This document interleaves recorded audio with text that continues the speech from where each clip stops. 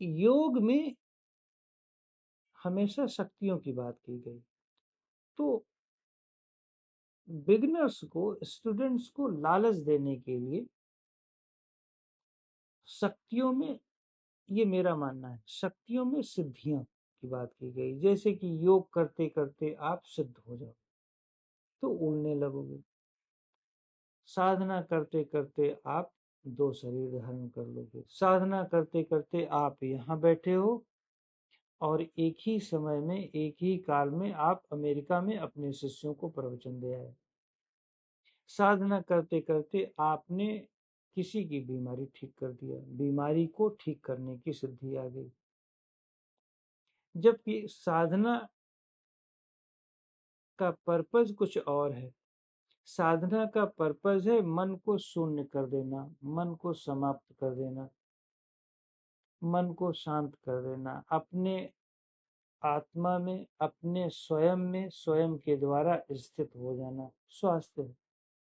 किंतु नहीं, अब आप इसमें ऐसी ऐसी सिद्धियों की बखान कर रहे हो कि लोग अट्रैक्ट हो। ये मेरा मानना है। ध्यान दो, मैंने कोई ऐसी सिद्धि का अनुभव नहीं किया, इसलिए मैं इस पर काम नहीं करता।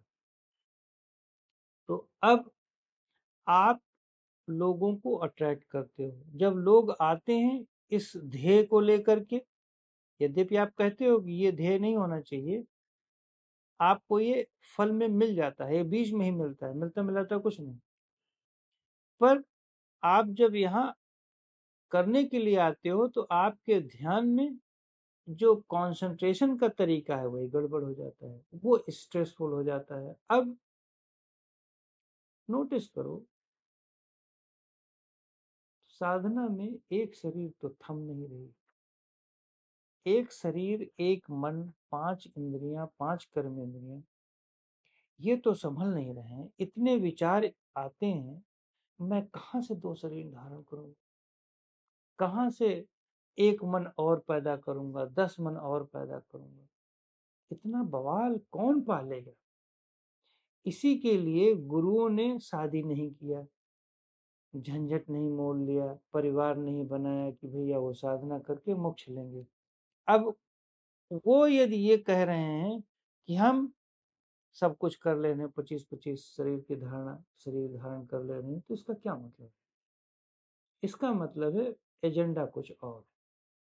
इसका मतलब है अनुभवी हमारा गुरु नहीं, झूठ बोल रहा है, झूठ बोला जा रहा है। मेरे अनुभव में ये सब शब्द प्रपंच है, किताबों में है, किताबों में बहुत सारी चीजें, किंतु मेरे अनुभव में शब्दों से रहित होने की, आत्मा अपने, इवन की ऐसा कह सकते हैं कि साधना हमेशा अपने आप को समझने की, अपने आप में स्थित होने के लिए की जाती है, न कि 2-2 4-4 शरीर धारण करने के लिए।